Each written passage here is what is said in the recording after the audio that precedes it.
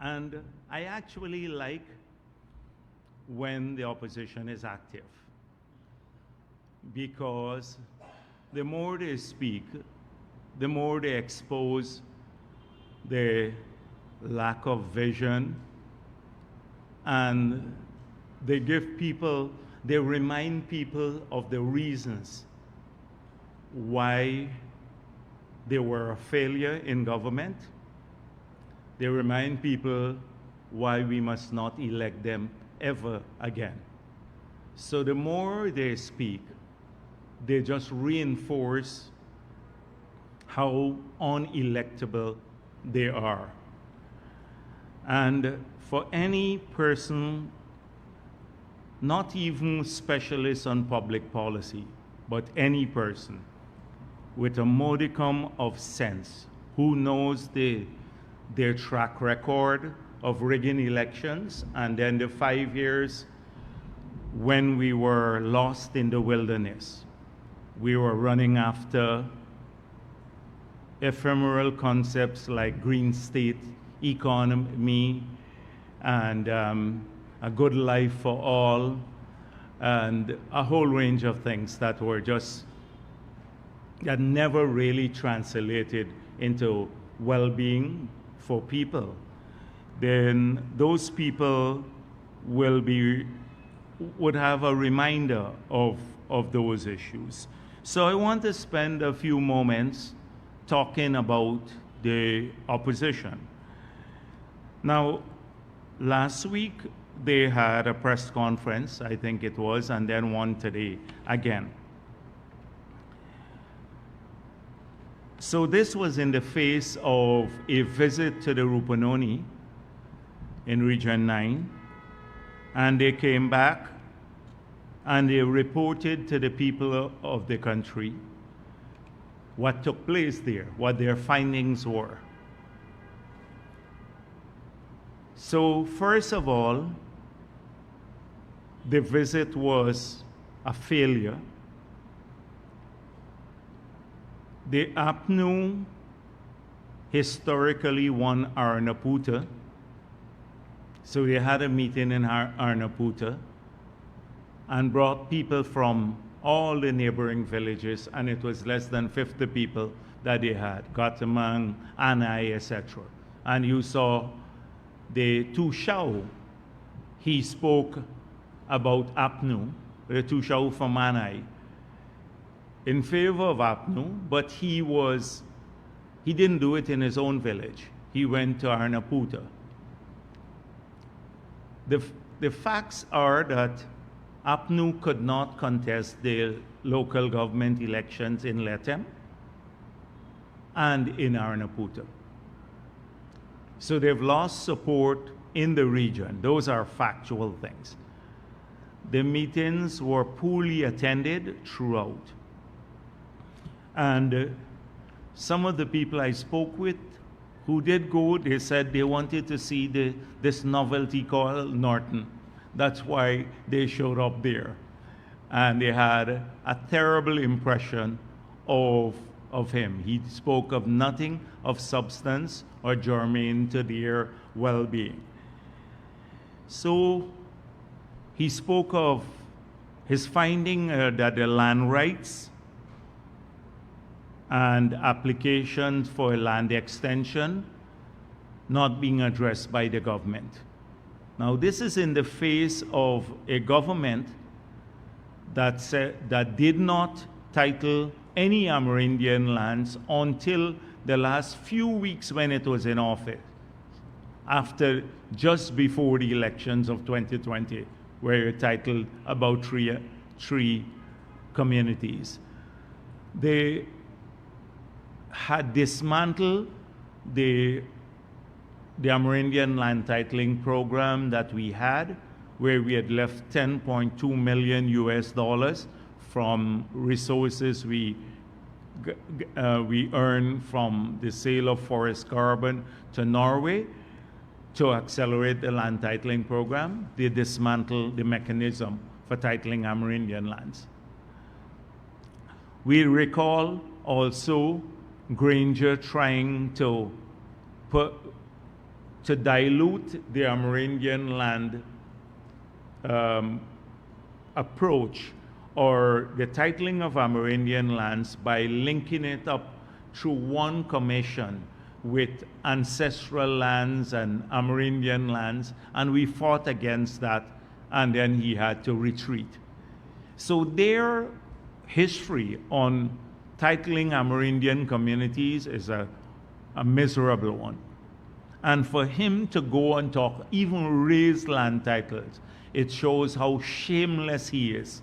He's a shameless person to talk about us not titling Amerindian lands in an accelerated manner.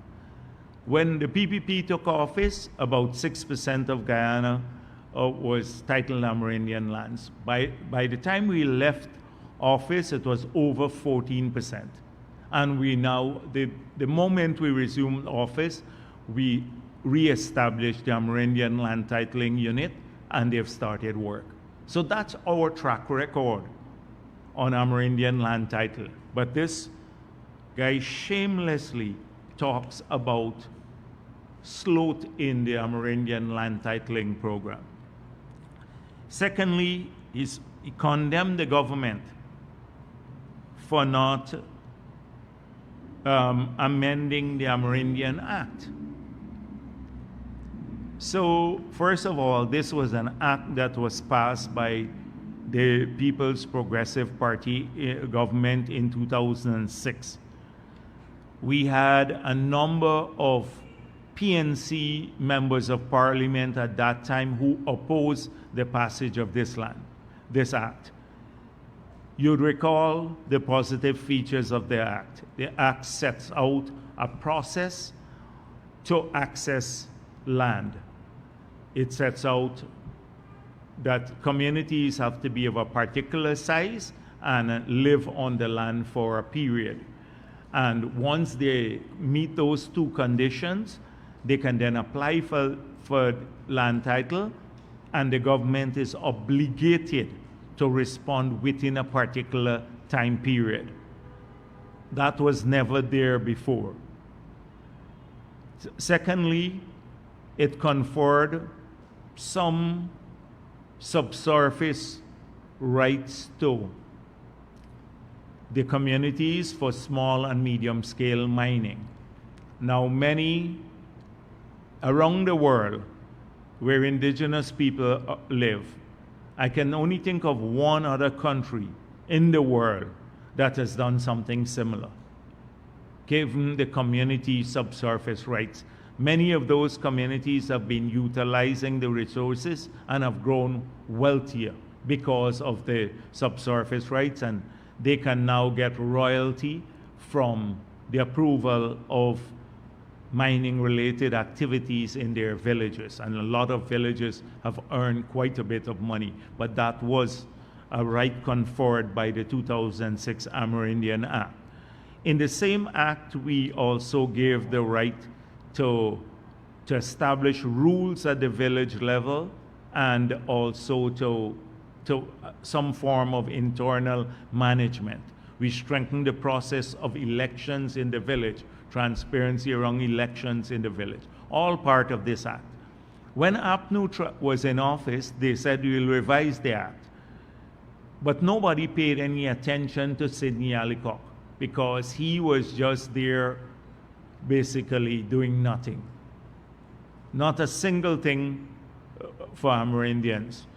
So they wanted to revise the act with the purpose of diluting its provisions, not strengthening the act, like they sought to dilute the Amerindian presence on the Indigenous Peoples Commission.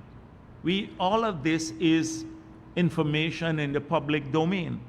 So when they go to say now, condemn the government for not revising the Amerindian Act, they're coming from that sort of history. Again, Norton is shameless to even mention this as his finding in the area. He then talks about the lack of training, leadership, jobs in the area. So they were opposed to the part-time employment scheme.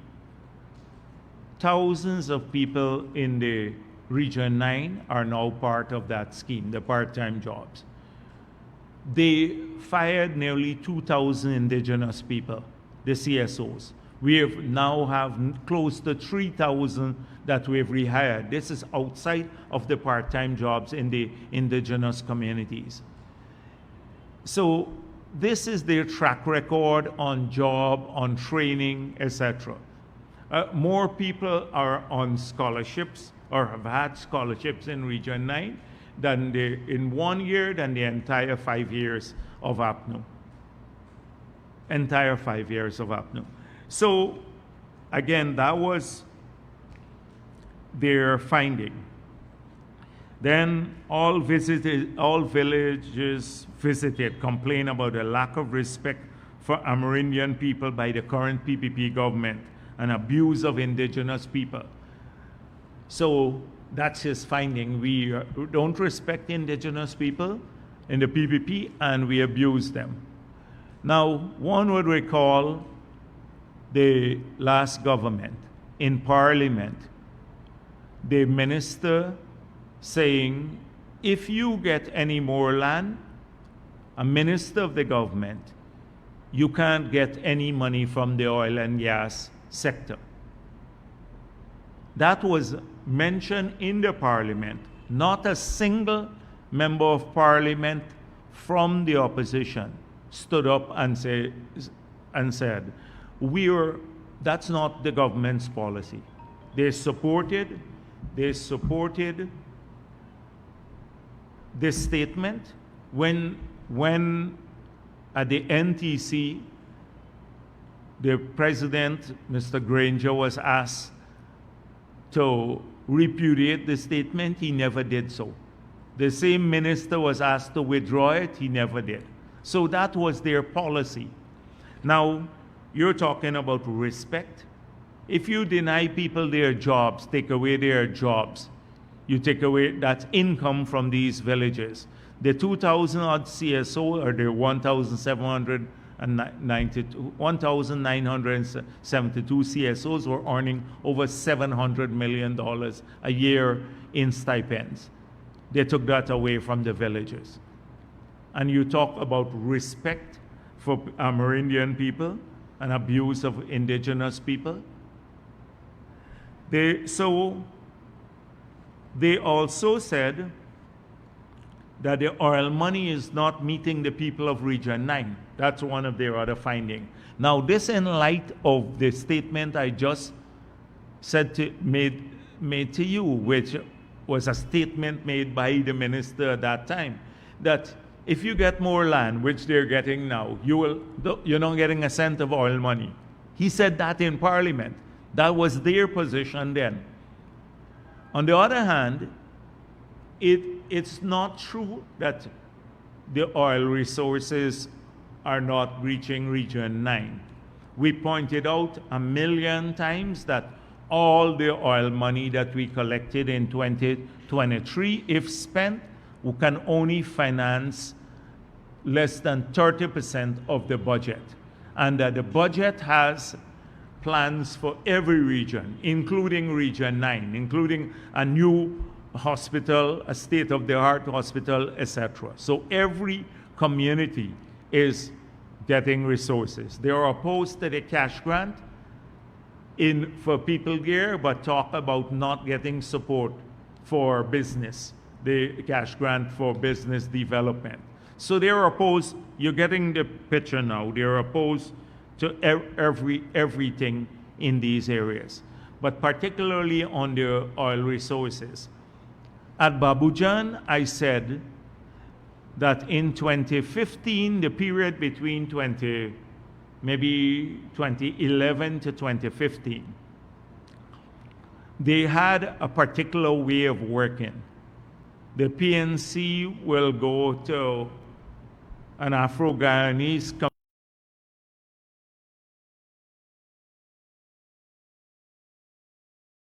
community and say,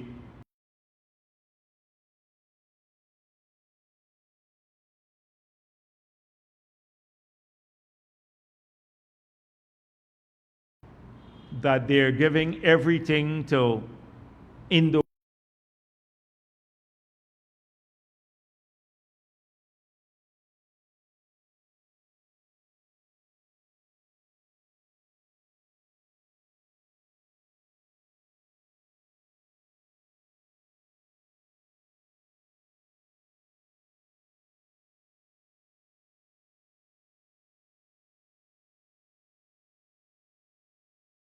to the people in Berbice, in the sugar belt, and say, oh, they're doing everything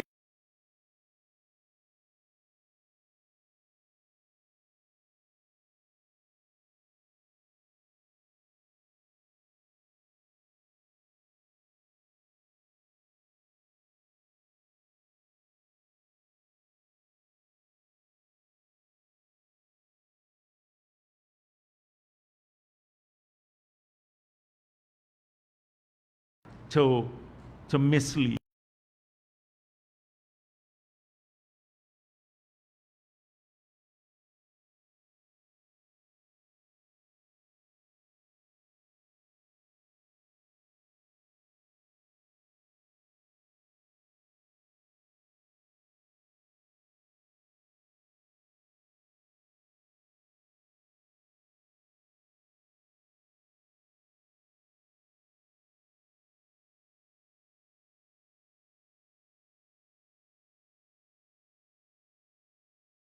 The facts are that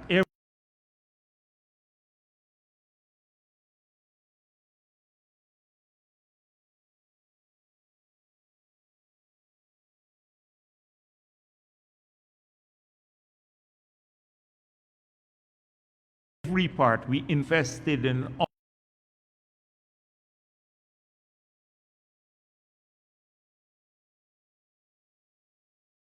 all of our country, everywhere. And you saw signs of that and progress throughout our country. And if you look at the regional budget, you will see that expression. So they started again that Region 9, you're being excluded from oil money. So the implication is that the oil money is being spent only on the coast for other people. They're excluded. They started the same sort of rhetoric again. And we couldn't say it publicly.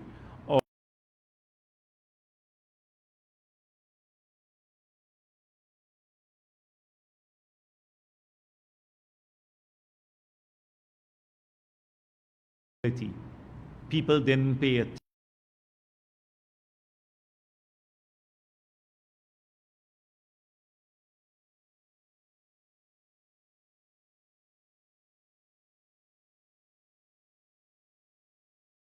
Attention to them. So they spent a lot of money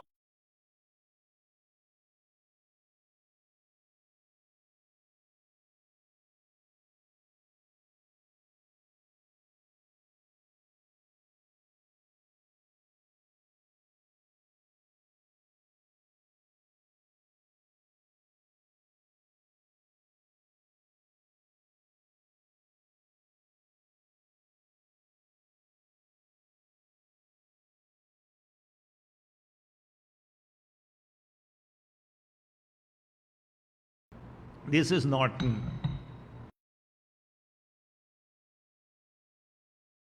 in any fashion characterize the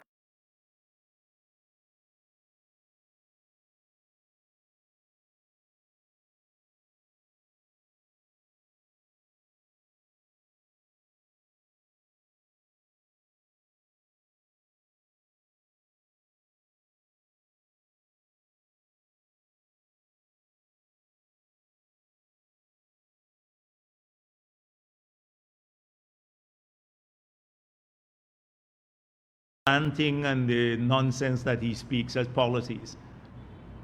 We have demonstrated in a written form. He even tried to take the NDS, the National Development Strategy, tried to own it, a document produced by the PPP. So we have our policies are outlined in, you recall the 2015 period, they will fix everything. People would have the good life, they would fix the corruption, the government will be efficient. We lost welfare, the economy started tanking, they became the most corrupt group ever in this country. So who would believe Norton when he says anything about policies, etc.?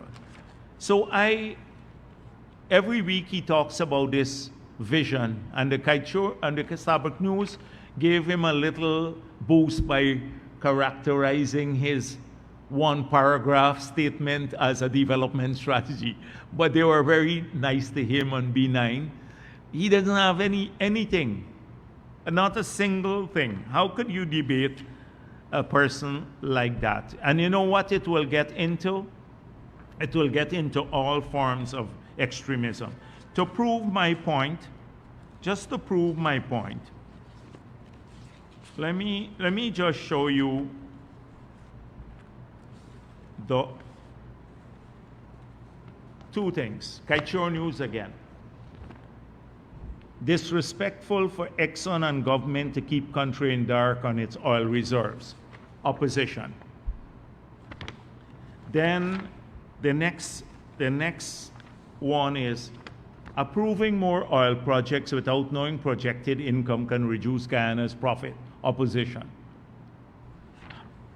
On one hand, you're complaining about being kept in the dark. So we approve more resources now, but you don't want to approve the projects. So we know about all the reserves we have now, but the only way this country could make money is if we actually convert the resources into reserves and then into production. Knowing reserves without converting it into production is a nonsense, because we already know we have 11 billion barrels of reserves and it will keep growing.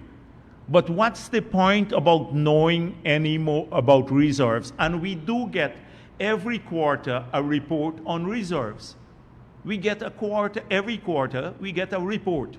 So we got a quarterly report, the ministry, in the last quarter of 2023 on it. So the information has to come to us. But the focus is not on pushing them to do more appraisal wells, etc.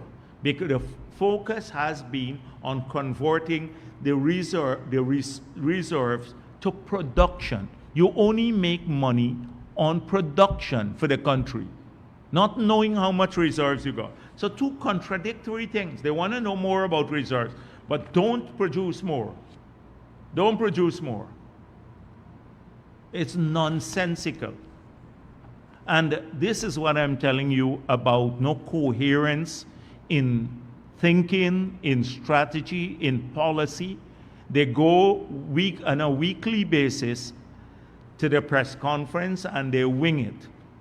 I'm buttressed, every time I come here, I'm buttressed by a long history of planning with several documents that were outlining government's position. I'm buttressed by years of managing this country as first as Minister of Finance and then as President.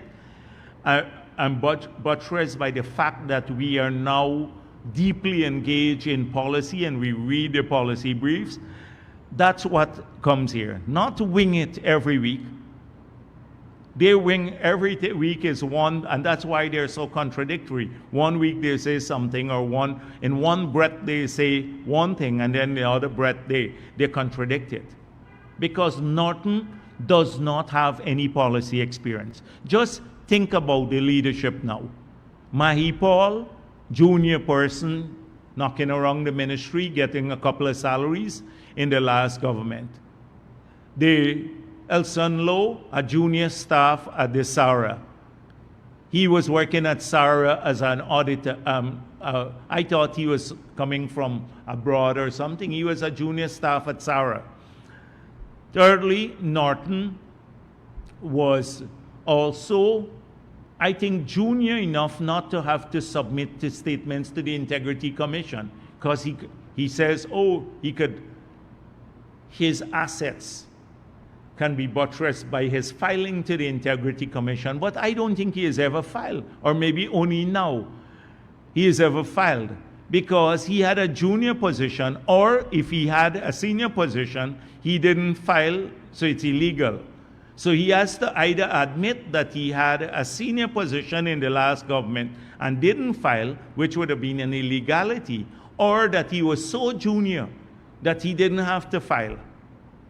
One of the two, he has to decide. But I've filed my statements to the Integrity Commission. So he doesn't have his juniorness. Well, I don't know if there's a word like juniorness, but in his case, his juniorness, right, is reflected in the policy things too. So that's number 3. Amanza Walton, never policy level. She was working at civil aviation at a junior level too. Royce Daleford, never been working in government, doesn't have any policy experience. Who else goes to their press conferences? I don't even know the people. But if you look at them combined, they don't have this policy experience or have not worked at a senior level in government to understand in a nuanced way these serious matters. And that is why nobody will put their future in the hands of these neophytes and novices. Who will put their hands in the future of the country or the children in their hand? They know nothing, absolutely. And it gets reflected. So when he talks about policy every week and vision, he thinks that, oh, promising people to fix everything under the sun like they did in the past, that's vision. It is not. So Norton then speaks about PPP losing in the same press conference. So as I said before, I'm very happy when they actually have these long press conferences because it exposes the stupidity of their position. So he says the PPP is losing support and we're desperate, and that they are gaining ascendancy, the APNU. Now you have to be extremely delusional to even think that, much less utter it at a press conference and allow people to hear you say that. Because people should be institutionalized for this sort of statement. So Norton says this, that they're gaining support. We just came out of an election, and under his leadership we're gaining support. We came out of the local government elections, and he got practically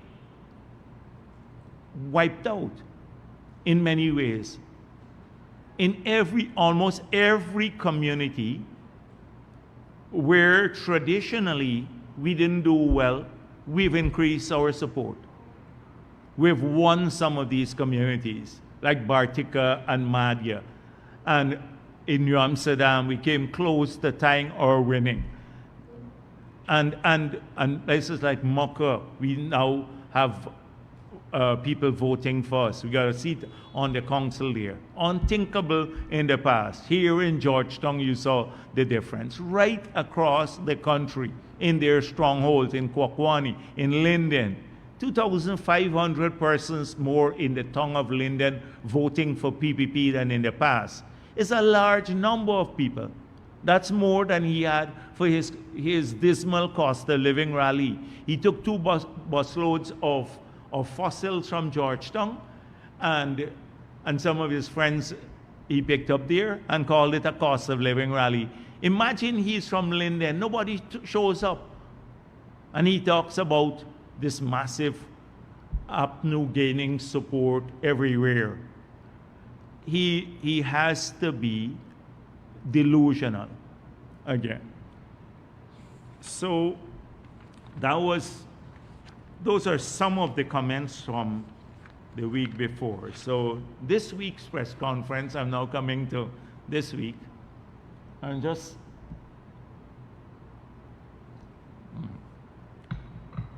So he focused on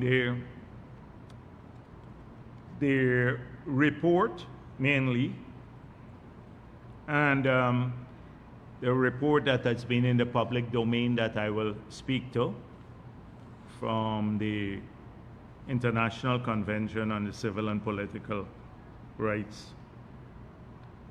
And he doubled down on something that they did in the past, in the previous press conference, that the PPP rigged the 2020 elections. So again, two words that I'm overusing today: shameless and delusional. Shameless and delusional. And I don't know, or maybe a combination of both, that is Norton. So how could anybody, after everything that has been proven by every observer, by the CARICOM report, I don't want to go back. You all know the history. Everyone in this country knows the history. Every single observer group concluded they were trying to steal the elections. Every country in the world concluded that APNU was trying to steal the elections. An international inquiry has proven that APNU was trying to steal the elections. Norton, they can't even surface their statements of poll until today. And he is, in this day, I keeps mentioning it, that we rigged the 2020 elections and we plan to rig the new ones because we're registering Venezuelans, and two, that the list is bloated. So, first of all, it's not just delusional, but it just goes to show you a state of mind and their lack of trustworthiness. If you can, until today, in the face of all this evidence and in the face of what everyone knows, still maintain a lie, how could you believe a person like that about anything he says, any promises he makes to you? How could you believe a person like that?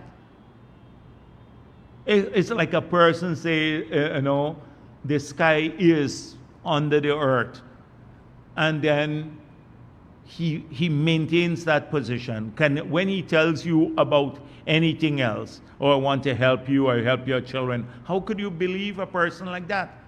And that is what it comes down to, credibility. They have no credibility whatsoever. I recall in 2015, a number of our people were saying, oh, the APNU cheated and all of that, the elections. And we believe that some of that took place. But I went across this country when even I wasn't General Secretary at that time. I had over 80 meetings talking to people across around the country as to why we lost the elections. I spoke to them and I said, we have to fix these things. Because being in government for so long, it caused, I think we lost some of the energy in that period. Two, we took things for granted. Three, people fell prey to the incessant propaganda carried out by Kaichor News and their closest allies, the PNC and AFC more particularly. I noticed the AFC has gone back to the Kaichor News. So every week, Patterson and Cathy Hughes and all of them make some of the most nonsensical statements. So their whole alliance is back there. But they misled people about corruption. You recall the same issue? Oh, the Marriott was corrupt. I own the airlines. The Burbis Bridge was corrupt. Everything was corrupt. The airport was corrupt. The land deals were corrupt. They had 5 years. 100 and something, I think, audits were done, forensic audits. They couldn't find anything. 5 years of investigation by SARA, SOKU, everyone. and they could not find any acts of corruption when they were investigated, the allegations.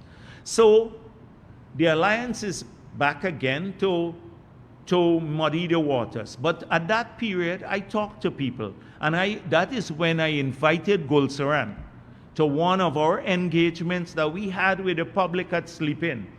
It was in 2015 or 2016. And I said to him, you wrote that we were losing somewhere like $35 billion a year from corruption. Why not just come to this and tell people about $1 billion, which projects we lost it on?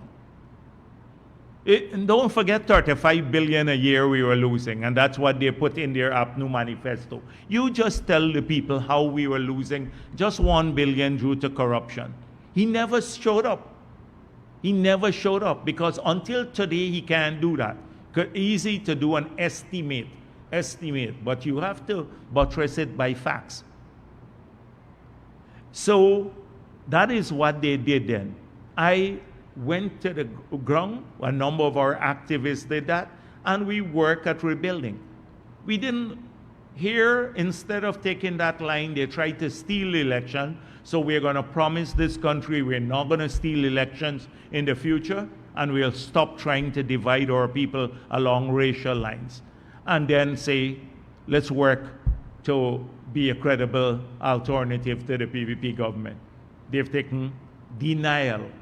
We didn't rig the elections, the PPP rigged the elections, and continue with the racist line that they've had.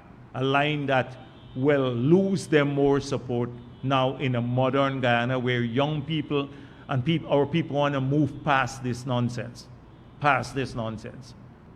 So that is their entire approach to this issue. On rigging of elections, they'll continue. But it speaks a lot about their credibility. So he speaks about, again, we're registering the Venezuelans. When asked how many people are getting registered, oh, not many. We don't have evidence of many people registered. But it's happening. Now he has discovered a new thing now. He was coming through, one of them was coming through. I don't know if it's Norton. I just saw the report came through. The airport and saw some Bangladeshis. And they come through the airport and saw some Bangladeshis there. So a racist kind of thing. A racist, oh, we stopped the Haitians, that's what they're saying. And oh, you're bringing in the Bangladeshis now. But we had to, I've said here before, that the same person who was smuggling a lot of the Haitians through with the complicity of the government, and at that time they used to meet them airside. Norton or someone from their side said, we're meeting the people airside, the Bangladeshis. It's not true. It's a total lie. It's a total lie. And so they're trying to rework this narrative, their own corruption, when they're caught with smuggling 40,000 Haitians through Guyana. And this matter came up again at the convention, the hearings that we have, the review of Guyana's submission. So this is what happened there. The same man who was smuggling some, I was telling you, the Haitians, he was one trying to smuggle the Bangladeshis in. And we had to cancel a flight where 260 of them were coming on a chartered airline. And he sought and got the permission, but they were coming strictly to be smuggled through Guyana. We stopped it. So the fact of the matter is more people are coming in Guyana now to work. You have people from different parts of the world who are coming here to work, especially on the big contracts. You heard already, we allow them to bring in some labor because we don't have the labor pool, and for the big contracts to move forward, the bridge, etc. I told you about the Chinese had said they want to bring the Bangladeshis who were working in Qatar on their when they were building some of the stadium for the World Cup. They're the same group building the bridge now, so they would want to bring in some staff. It's not coming here to rig elections. The people are coming to work here for a purpose. But that excuse alone, again, is surfacing. And then I dealt with the list a million times before. I'm not going to repeat my position on the list. So even now, the delusion that exists there is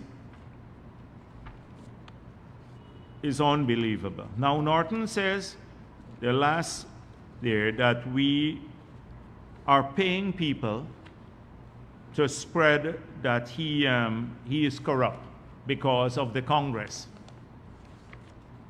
Now, the People's Progressive Party doesn't have to pay people to say that. If Norton were to go to Norton should just go to the feed, the PNC feed, the PNC chat group, and see how many people in the PNC chat group are saying that he's corrupt. He should go to their group and people from abroad about not using funds. I'm not saying it. I'm not saying that. We don't need to pay people. But the fact of the matter is that they have a big battle. He talks about internal. So we're paying people to say he's corrupt and basically to run him down. And two, we have internal dissent in the PPP as we approach the Congress. So the first one, and how he is incorruptible and we are corrupt. So I've been General Secretary of the party for a few years now. I've never asked anybody to write me blank checks. In fact, I don't deal with financial matters in the party. I deal with every other matter. The financial reports come to me. I don't collect donations or anything. They go, you pay into the party. If you make a donation, you get a receipt. The reports come to me. You can't bring money to me and give it to me if you're making a donation to the party. You ask Norton, who collects donations in the PNC, if you could go to the leader and give him a donation. You ask him if he can collect money, and if he is collected, and how much he is collected. So that's one. Two, I never asked this party to write me 30 blank checks. The finance secretary of the party to write 30 blank checks. Norton did that. So he hasn't accounted for that as yet. He didn't answer it until now in the public domain. You ask Norton why he was fired by Mr. Hoyt when he returned from St. Lucia. Now, I did not know, frankly speaking, that Norton was at one time the General Secretary of the party, the PNC, in the past. But his tenure was so short-lived that he didn't make any impact. Before you knew it, he was gone. So somewhere he got fired by Desmond Hoyt. You ask him why. So he has a lot, when he tries to compare corruption and all of that and the party. We don't need to pay people to say that. In fact, the opposing parties who are running at the elections for the position he has, they've been telling a number of people about this. People keep calling me now to tell me about stuff. APNU people, I suspect they're from the other camp too, and they want me to raise it here. But they gave me a long list of details. I don't want to bring all of that out in here today because I don't want to take sides in their contest too. They should battle that out because regardless of who it is, they're going to lose the election. So it doesn't matter. It does not matter for us in the People's Progressive Party. Now to talk about internal dissent here. We have a united party. You can't, they fabricate this dissent every time. They used to say that before the elections we'd break up, but there are factions in the PPP. We prove in 2020, in spite of all the dire prediction and about this group and that group will not be unified, we presented a united front election and won the elections. And we do so again.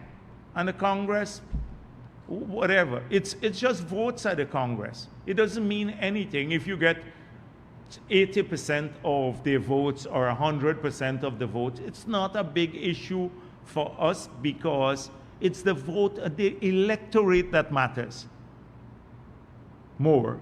That our service to the electorate, not necessarily the Congress votes, that matter. It is what happens, how popular the party is among the electorate of this country.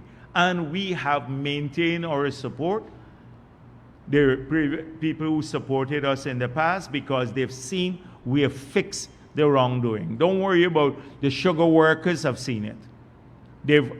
How they were treated. The miners who supported APNO have seen how we have treated them. Every group, including pensioners too. We're doubling old age pension, we gave them back the water. And a number of people who voted APNO have come to us. And they're part of the family, and you see that every day. We're expanding as a party. So our thing, this obsession about this Congress and everything else, it's not what really we're focused on. We are focusing on 2025 winning the next elections. That's what we are focused on. This is an internal party issue, and we don't have intractable differences. You don't have the leaders fighting and running down each other like what is happening there. Never have that in their camp. Their camp is falling apart.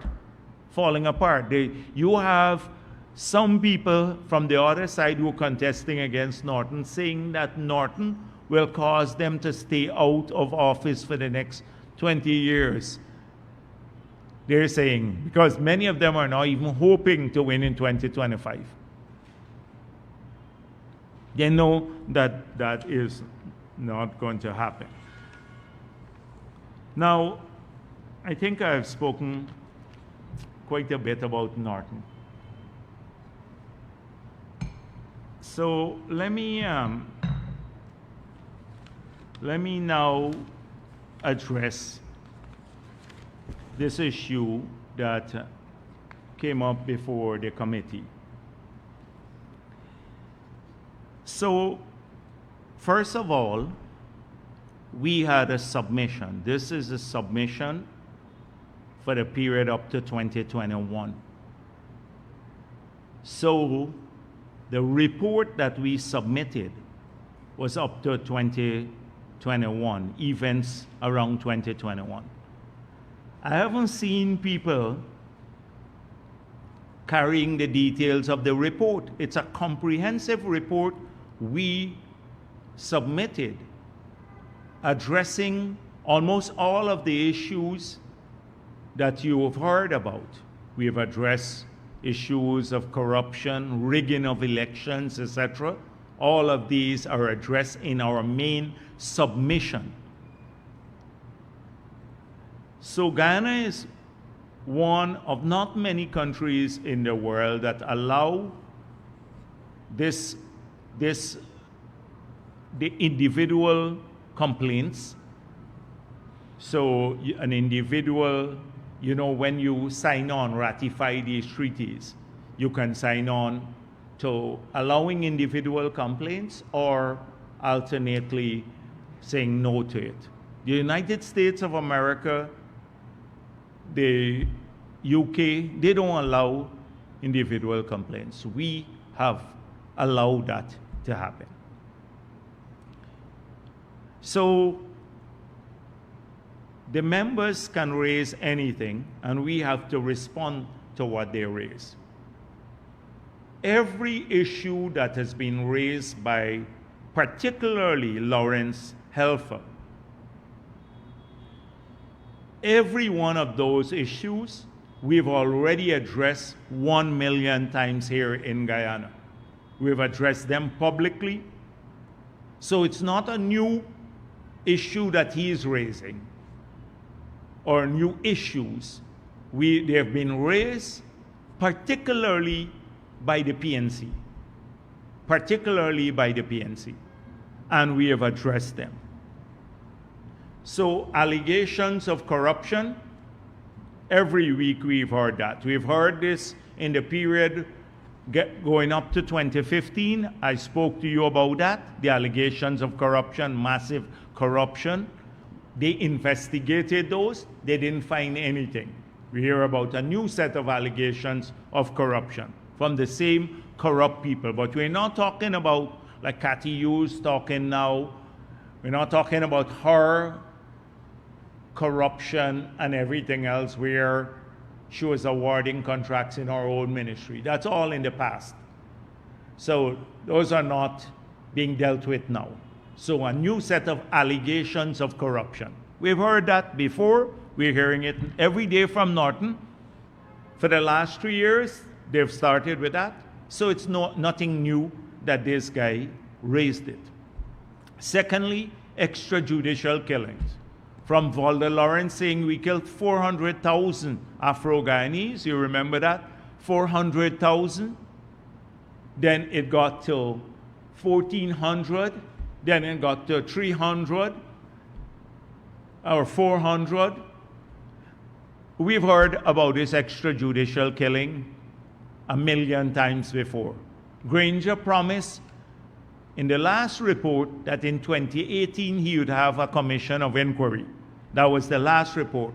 They didn't have the commission of inquiry because I think he was afraid of what will come out, that it was PNC instigated.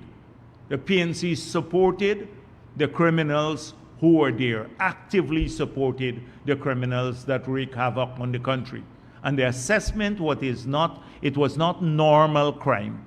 It was insurgency by criminals supported by a political opposition. So that's why, although they promised that investigation before 2015, and they wrote the UN, the review committee in 2018 that it will be done, they never did it because they were afraid of the findings. But they can keep mentioning the extrajudicial killing. Now, in the so-called 400 that they mentioned, go to the Starbuck News, they pull out that they did of all the people. Some were still alive. A lot of the policemen were there killed by the bandits. It was a lot of Indo-Guyanese there. They said it was all Afro-Guyanese, 400 Afro-Guyanese. A lot of Indo-Guyanese killed by the bandits, etc. So that has been disproved so much already, but it's surfacing back again in this thing, that the Indo-Guyanese and the state own 90% of the media in Guyana. Again, a racist kind of view. So the ownership of media has not changed much from APNU days. It has not changed much from when APNU was in office. But suddenly, Indo-Guyanese are owning and controlling the media in Guyana. The next allegation by the same gentleman who raised this, we discriminate against Afro-Guyanese. Is this new? Is this something new? Every single day, we hear this. So I see the newspapers writing, writing all of these were raised there. This is not new. It is the same old PNC rhetoric. That Jagdeo is corrupt and must be investigated. Every day I hear that from Norton, every one of them. I heard that before 2015, they were supposed to lock me up. And they would have locked me up and throw away the key and everything. I'm still here, and I don't think they're very happy with me, but I'm still here. Every day you hear that. Police corrupt, we hear that from them. May Thomas, I don't even know how this came up, because the May Thomas matter, that's a US stopped her. They didn't tell us the details why she was stopped, but this was it.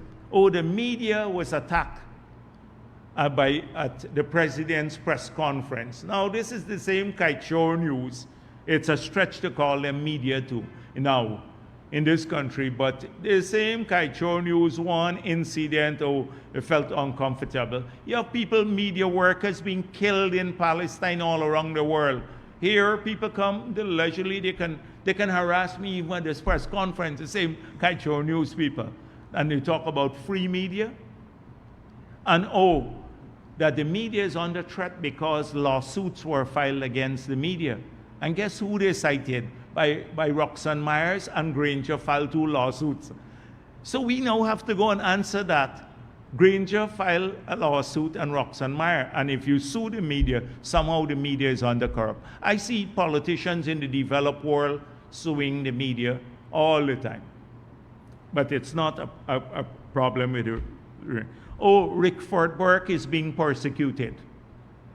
Rickford Burke, a known criminal. And you notice, it was not said that, oh, for sedition, and he might be persecuted for that. They ignore the fact that he's wanted in Guyana, basically, for extortion. How come they all leave out the extortion matter? Extortion is a criminal offense. In the United States of America, he'd be locked up already. This is a criminal who masquerades. Oh, the Amerindian Land Titling Act is being delayed. These are all comments from this gentleman who strangely operates, we gather, in an independent capacity, not the US government, but he comes from New York, the same place where Rickford Burke and the others are located. And none of this is all APNU propaganda.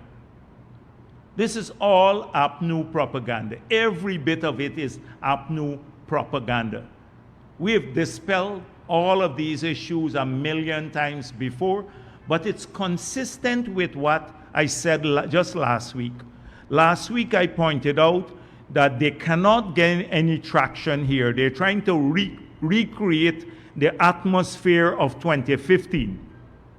And the atmosphere was through the lies, spreading different messages to different people about exclusion. You're not getting all the benefits. 2, the PPP is corrupt. So Norton spends a lot of his time. He and Ramjatan went to the embassy to talk how I'm controlling the drug dealers and everybody. So they're trying to muddy the waters about us, again, about corruption and all of these things. So they can't find resonance here in Guyana. Nobody pays attention. People know they're sliding downwards as a party and not going to be competitive. So they go to the international bodies. So it was 2 reports before the Human Rights Commission at the OAS. We have had to deal with those. One by Van der Radzig, Van der Radzig and Hughes. I forgot her name, but Elizabeth Hughes. We had to go there to answer. Now people know who these people are.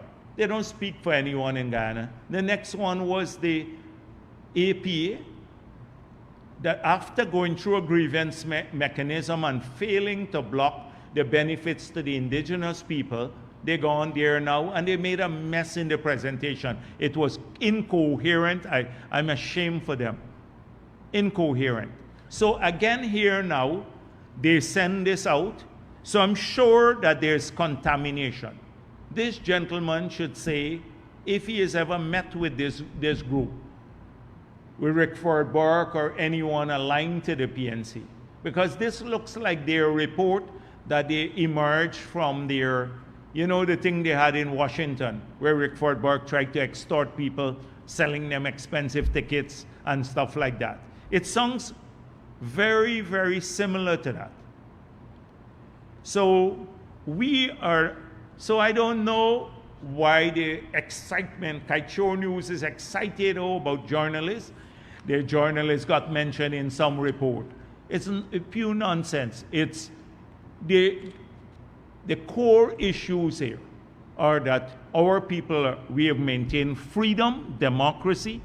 We fought for democracy. That's a basic human rights, and without which any other human rights could be functional. Two, under the PPP, we made changes to the Constitution of Guyana that puts in place safeguards for addressing ethnic relations and human rights and vulnerable groups. We have maintained the independence of the judiciary. We've maintained that, the separation of powers. These are the core issues. We've treated people, the oil resources. Someone asked. Another member, and I think we need to give people explanation. Oil resources, we need to point out about how our approach has been different through scholarships, giving the children more money, the pensioners more money, infrastructure right across our country, more jobs for our people. So we're very transparent. We're proud of our record, and very few countries can go to these bodies and stand up like we've done and give answers. The problem is if you ask 70 questions and you don't give us time to respond, that Gail Teixeira complained. You ask all these questions, people hear the questions, but they should also hear the answers. So we are now going to be in writing, submit our responses to all the questions. We're working on that now, and I think the responses have to go soon. And we'll prove that Rick Fordberg is a criminal because he's wanted for criminal matters here. Every one of these issues we'll address in writing, and we will ask them to publish our responses to the questions. We will publish them too. And the next thing is that we will ask that we believe some NGOs submitted statements there. Well, they made submissions. So we want to see, for transparency purposes, we would like to see all the submissions. You can see our submission from government, but why should you carry the submissions from the others? And this is a body that enhances transparency, wants great transparency. So it should be transparent in how it works too.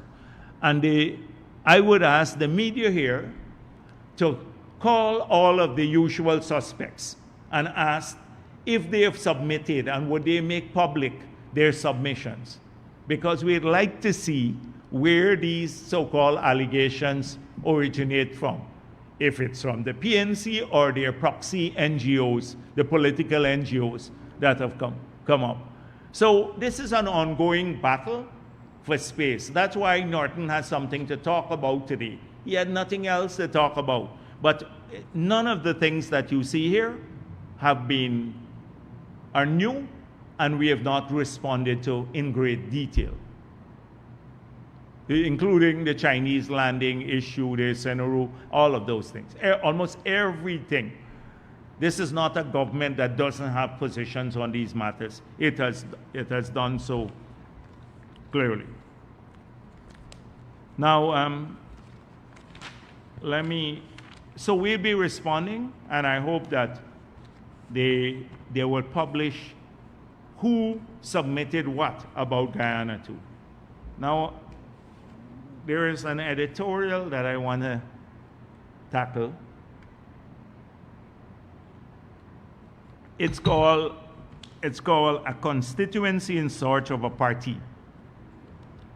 So I think the Starbuck News here, or people closely aligned, they live in a little bit of nostalgia about the era of the past and disappointment. They're very disappointed, some of the movers, because every party they've supported as a third force has shown that they're not, one, grounded in people's struggle, two, that they're corrupt and practically useless when they have had a chance to exercise power or be part of the power equation. And that is their experience. So I remember the early period of encouragement by the Starbuck News of the creation for the AFC. It was seen as a novel development. Two dissidents from the two-party. Never mind, they were the worst of the lot from the two-party.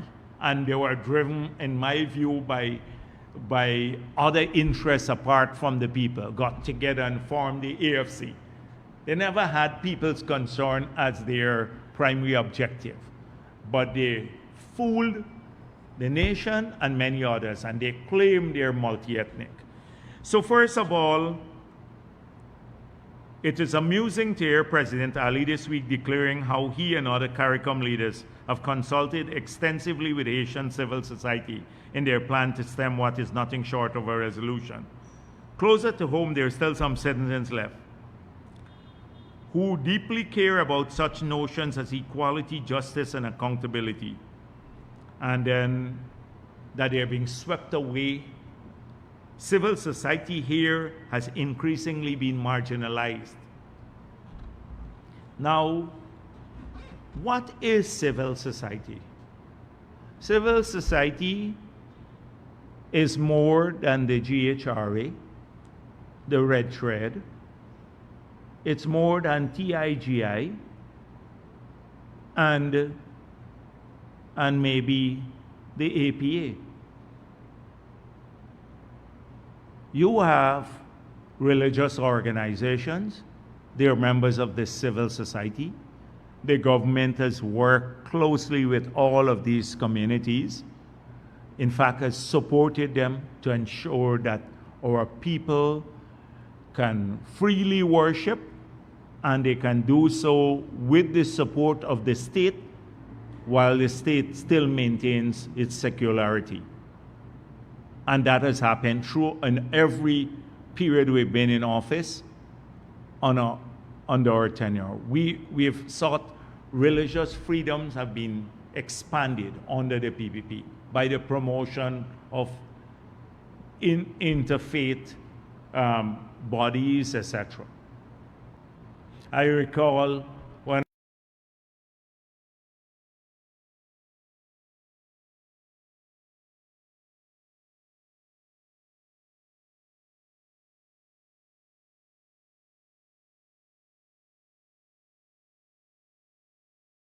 I was president, we even offered a license for an interfaith channel that is a television channel that the state would have contributed to ensure that they can, people can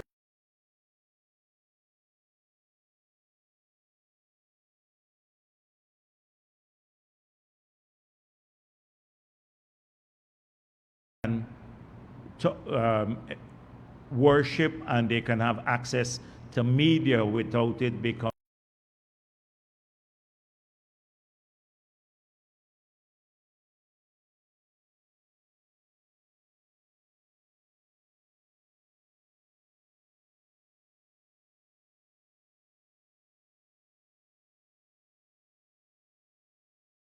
people. And notice the difference between these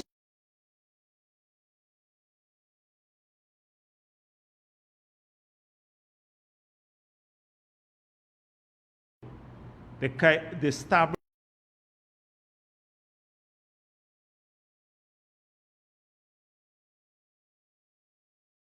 News definition of civil society and some others is your civil society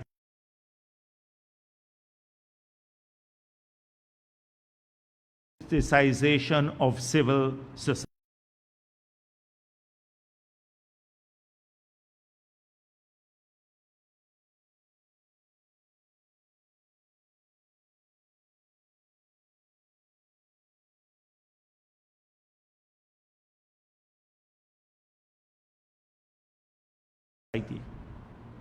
Look at the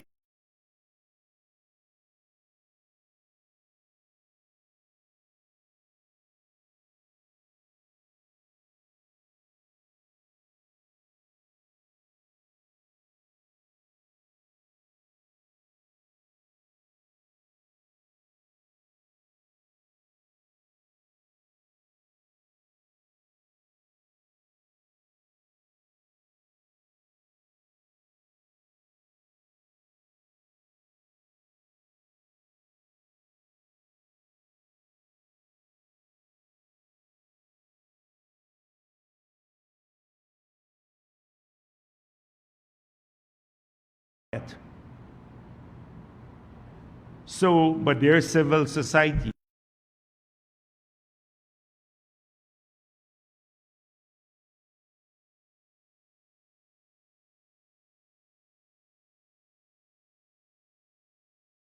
They will never go to the villages and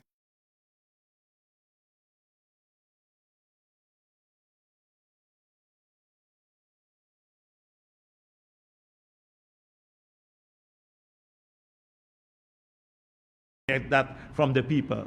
So they want to kill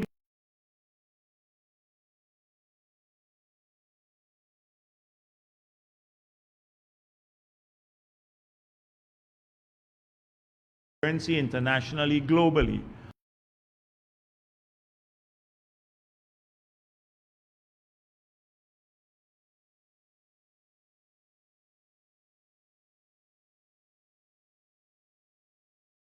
Falsified a report that they sent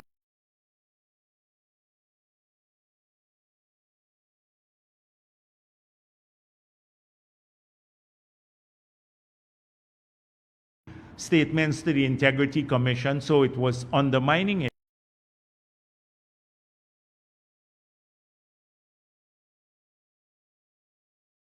The government approved parking meter project for the city council.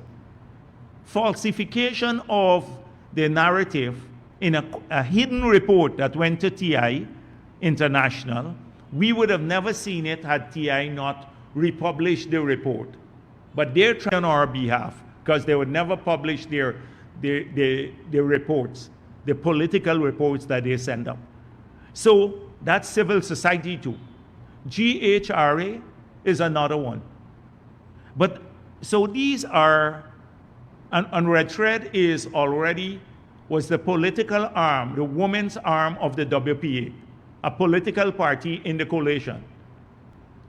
So these are the civil society organizations. I can name them: GHRA that get prominence, the TIGI, APA, Red Thread.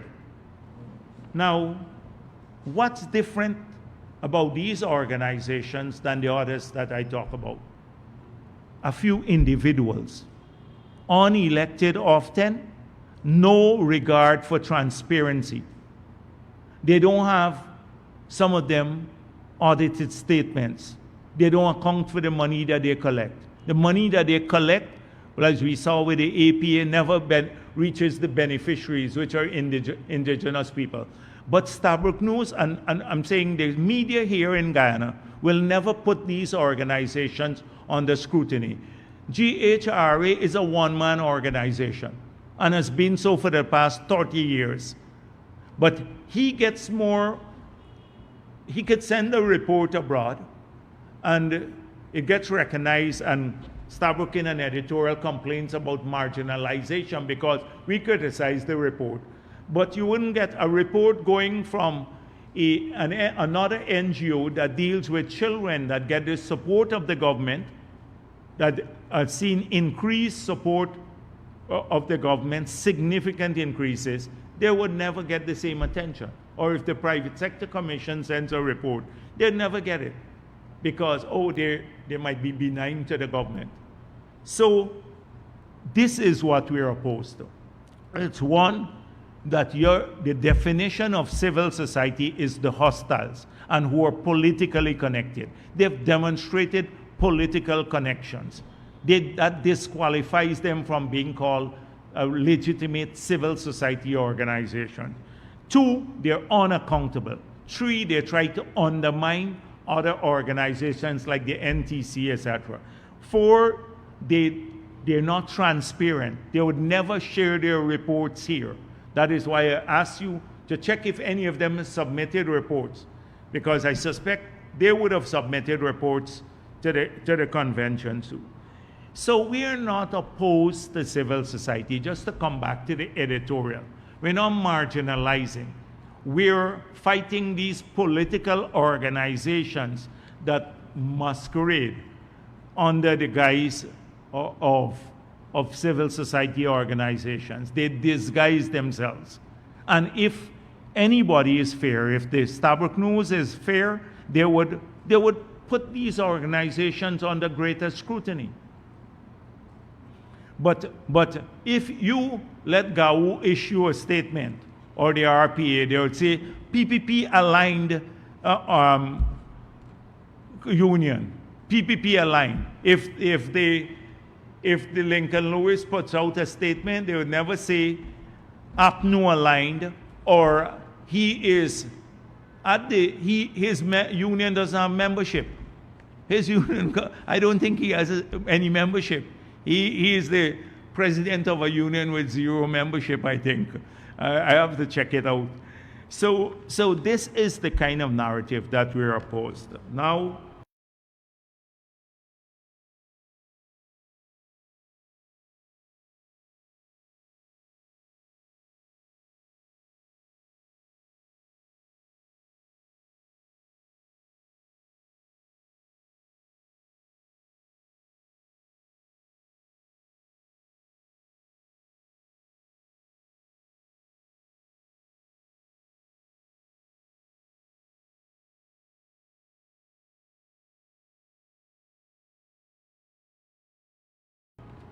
one thing that are mostly disaffected members of the two main parties that briefly held the balance of power in our parliament.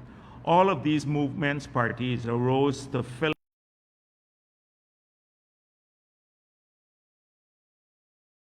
a need among certain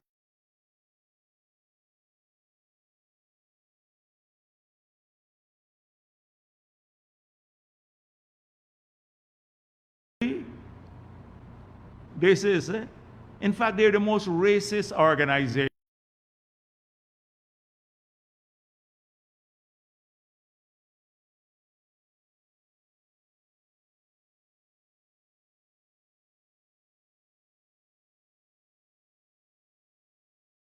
But, and we don't have any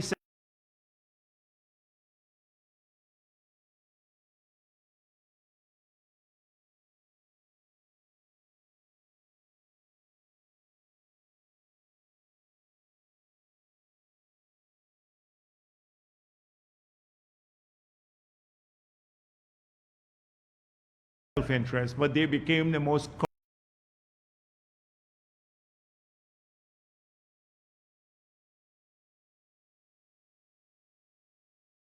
corrupt group.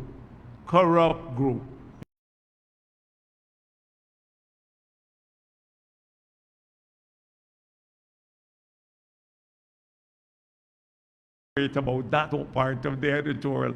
I must come.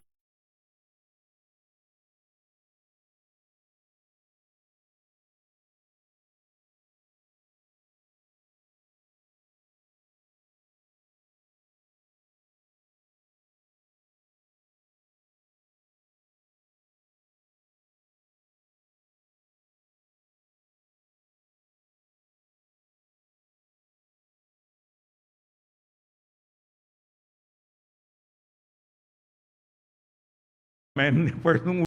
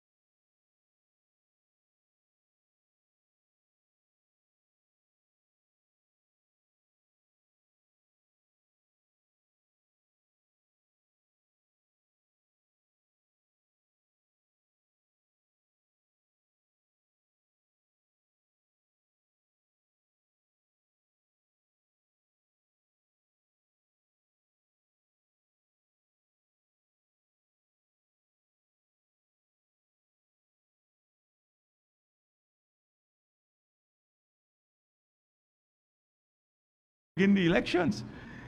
So I'm glad that it confirmed that AFC was the third force thing, that Starbuck News is trying to whip up this third force thing. It's not,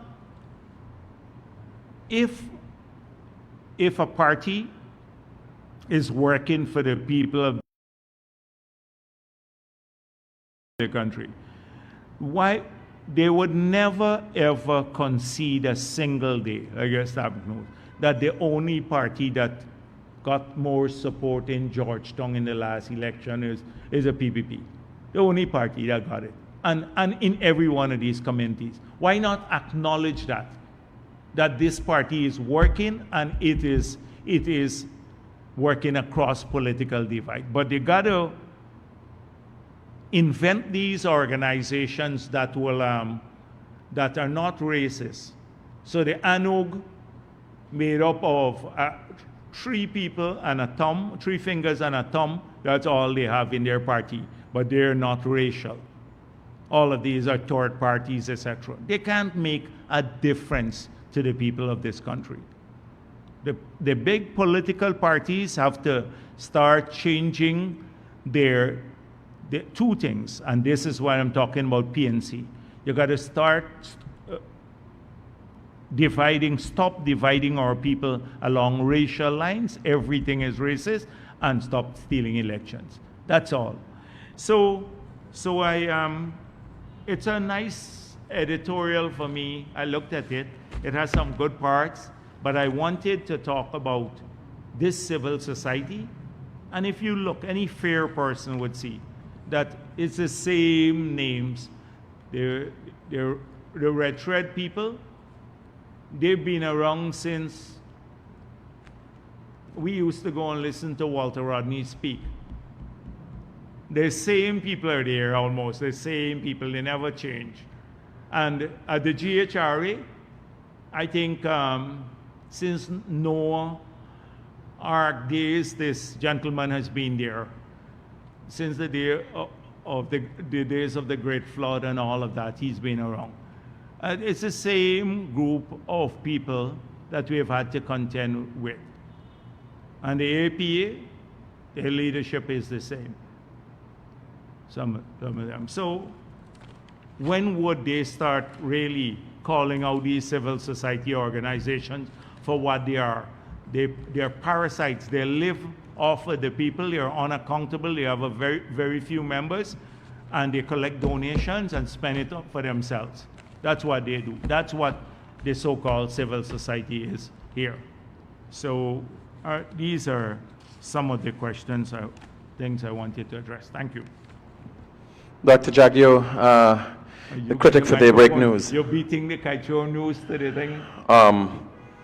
So I think the Guyanese citizens are seeing the double standard with Kaicho News, and it's evident in their Monday edition. So the biggest article in Kaicho News header would have been UN questions government failure to investigate reports of corruption against the vice president. I think the interest would have been the UN, its importance. But just over that header would have been Israeli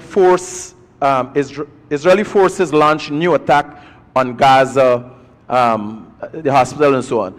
Bear in mind, one of the bodies that could do anything and bring peace to the Palestinians and relief to the Palestinians is the UN. So when you look at the double standard as what is the big story and how the UN becomes relevant and irrelevant on the front page of Kaichur, I would like to say, Dr. Jagdeo, there's some truth to what is being said by Kaichur News in the government's failure to investigate certain things because of the fact recently you spoke about Glenn Lal being responsible for someone's death, murder which has no statutes of limitation, and the government failed to investigate that also. Will the government change its stance on investigating things and looking into things in the future? So, first of all, the UN did not question us. We did not issue an adverse finding against the government of Ghana. That's the first thing. So when the headline goes, UN says this. This is an international covenant that the state parties acceded to that deals with civil and political rights. We are a part of it. We have to submit reports on these issues. We submitted our report. the members of the committee can ask questions on the report, or they can get it from other submissions.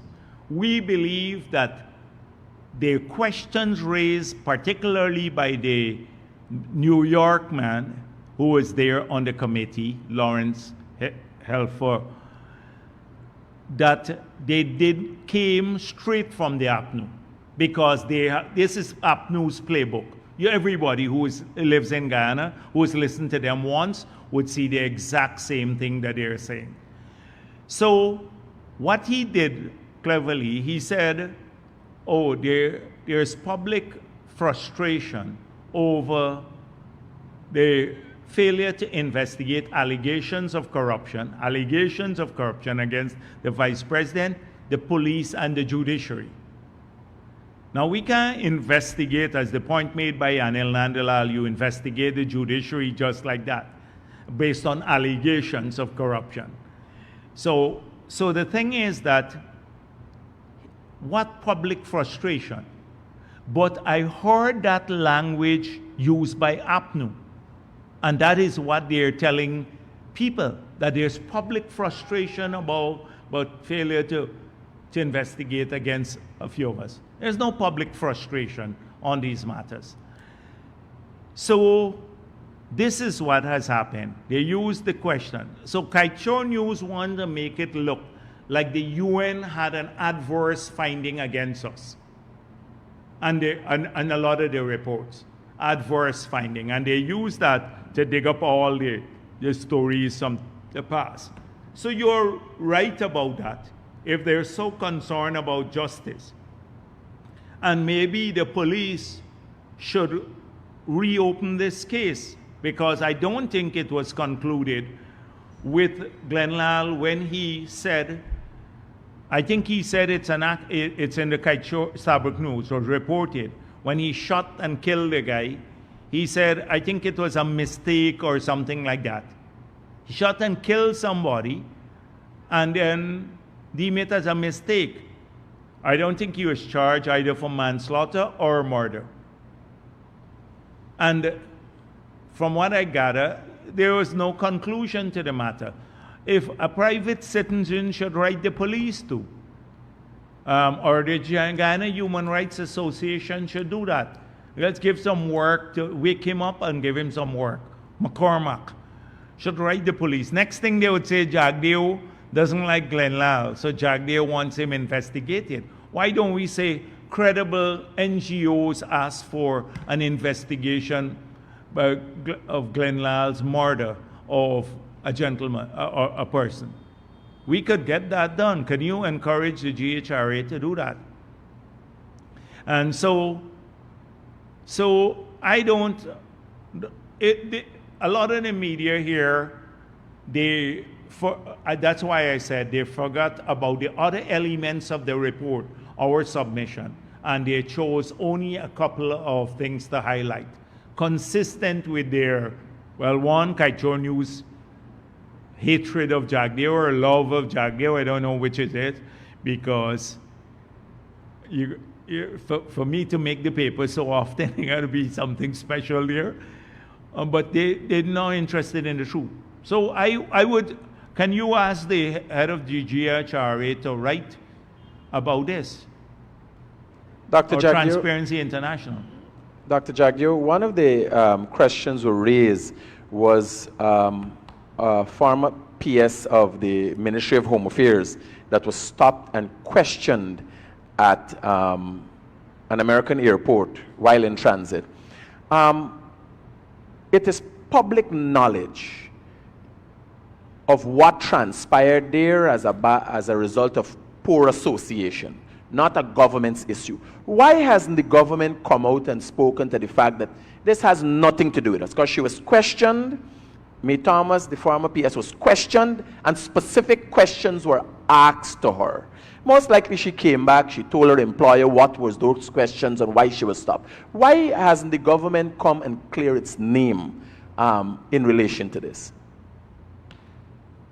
So the issue is the US really doesn't say why they don't confirm why they would deny a person a visa or anything of that sort. They don't confirm that. So the denial of the visa entry into the United States is a matter where the US government has not made it clear to us about a denial. Now we know generally what the issues or what she was asked about.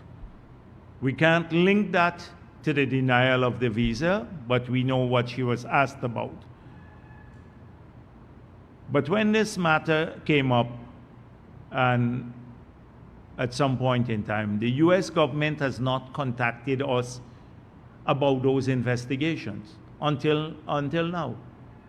The US government has not, and that's our position when we dealt with the issue in the past, that when the US government contacts us, because there was a Reuters story that sought to link this and to several individuals here in Guyana, and when asked about it, we said when the US government contacts us about an investigation, we will respond accordingly, and we'll let the public know. We have not been contacted as yet. Dr. Jagdeo, also, one of the issues that have been in the news that you have not addressed, the third force's three-party had come together and formed the third force and now sit in Parliament. It was first held by Lennox Schumann, now it's being held by Asha Kissoon. There's a bit of a rift between the other party coming in. Does the government have a stand on that, or will stand on the side and allow them to sort themselves out? They have to sort out their own business. This is an internal issue between these three parties. And so they have to deal with this matter on their own. I saw Jonas implying that the PPP had something to do with this. But I've come to expect that from these small parties. They're cowardly. They snipe on the sidelines. And if you robustly look at the same people who talk about other people's characters and about issues that they are heavily critical of the government of, they would never withstand scrutiny. So we don't want to get involved in the internal business of these political parties. That's nothing to do with the government.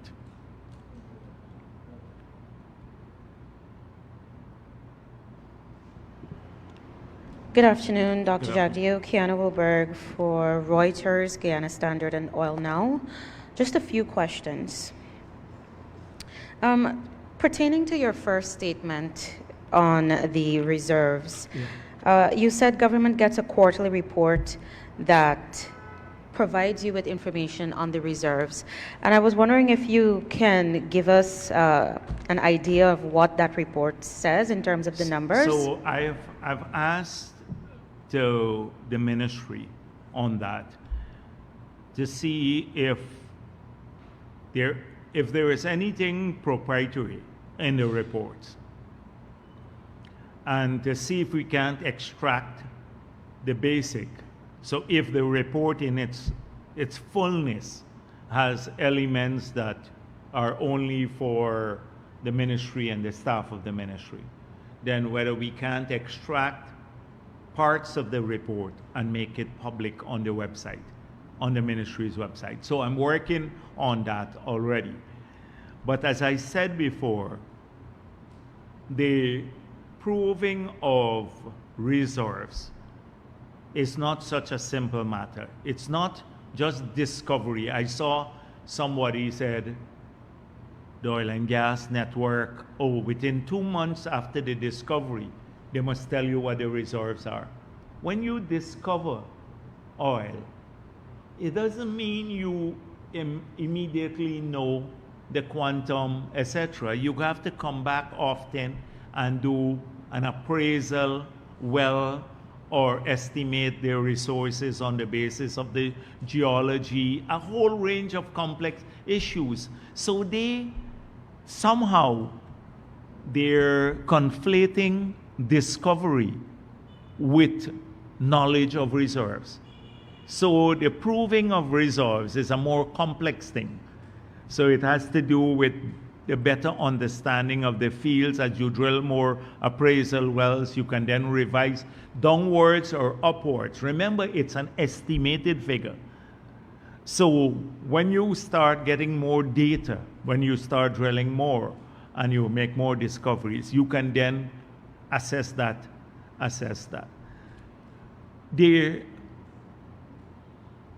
I've been vilified for saying, because Exxon reported that their focus was moving to production. And I said, that's our focus too. So we are not this obsession with how much reserves we have there. It's important we get the data, but it's not an obsession of the government. Because even if you know more about the reserves, we have to, the only way we'll benefit from that if the projects are done. And our focus is on getting the projects approved, because it's out of the projects that this country will make money, as I explained earlier. So many people take issue with that, or not many, a few. They take issue with that explanation. They don't agree with it, but we've justified it.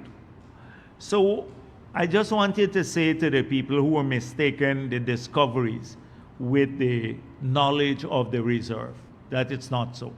But we get the reports. Our focus is now on utilizing, getting several projects to get to maximum production of about 1.2, 1.3 billion barrels in the next few years, million barrels in the next few years.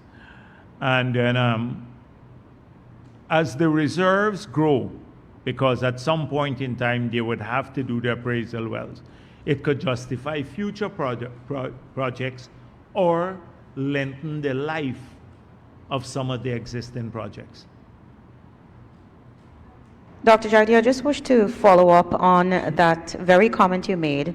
And the reason why I asked particularly for some of the numbers is because on one hand, we're seeing this sort of like epic battle for the Hess shares, and the numbers can give us an idea of a greater idea of why there's this battle that's going on. Well, even at 11, the current reserve level, this is a lucrative area.